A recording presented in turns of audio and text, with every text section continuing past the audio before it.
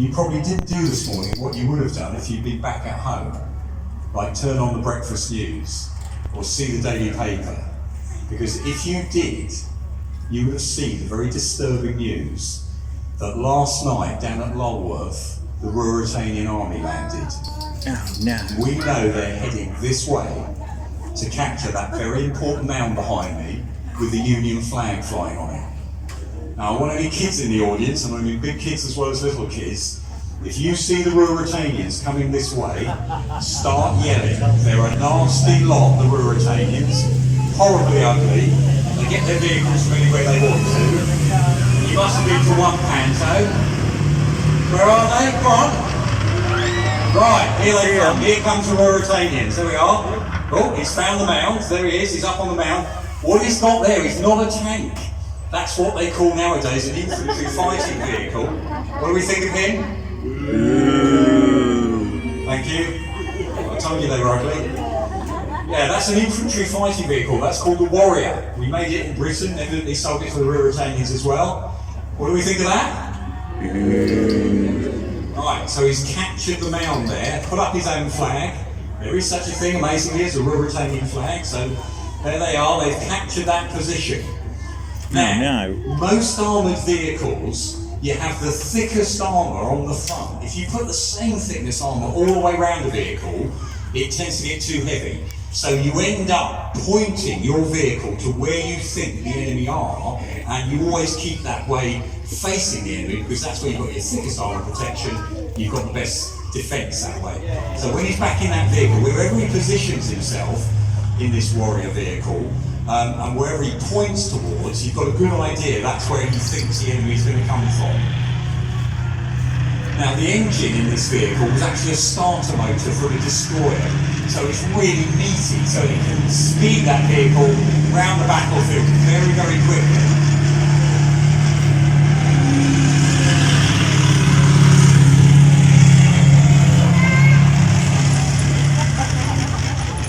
You can see, unlike the 432, it's even got a turret on the top. You can fight from inside the vehicle as well as soldiers being delivered out the back.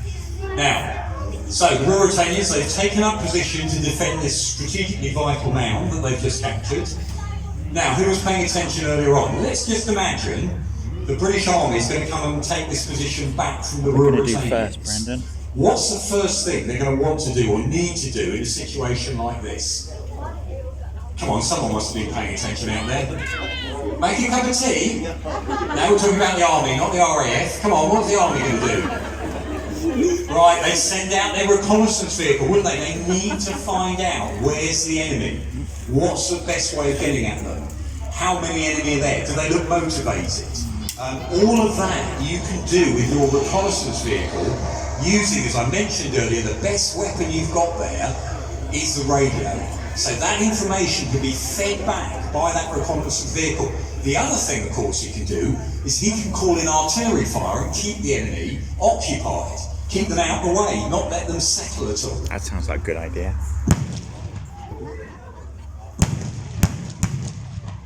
Now, normally with a reconnaissance vehicle, you never get that close to the enemy, but it does happen. Sometimes you literally bump into them. Normally he'd be way down in the distance behind the tree line, but he can do all that, achieve all that, just by using his radio effectively. And now we all know the British Army is pretty busy around the world at the moment, so they've asked the Tank Museum to take on the Ruratanians. So down the end there we see our Leopard tank moving off, followed by the 432, that's the infantry personnel carrier with our volunteer soldiers at the back. And in this day and age, it doesn't matter how many Ruratanians firing at them, however many tanks, drones, aeroplanes you've got, you still need infantry on the battlefield. Now, Leopard lining itself up here. Sorry? Oh! Well, we got a hit there on the Ruratanian position. Now, the Leopard's working around the side, what we call the flank of the Ruratanian position. Whilst there we can see our 432 is pointing its way, it's coming across, pointing towards where the Ruratanians are.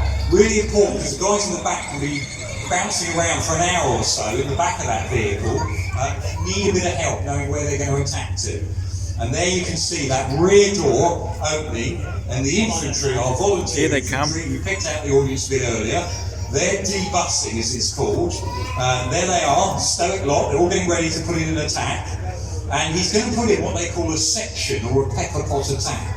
And the idea here is one section runs forward at a time, drops down, and then the other section comes forward as well. The whole idea here, you try and keep in a straight line so you're not shot up the backside by your mates. They sometimes call that friendly fire, it's makes unfriendly fire going.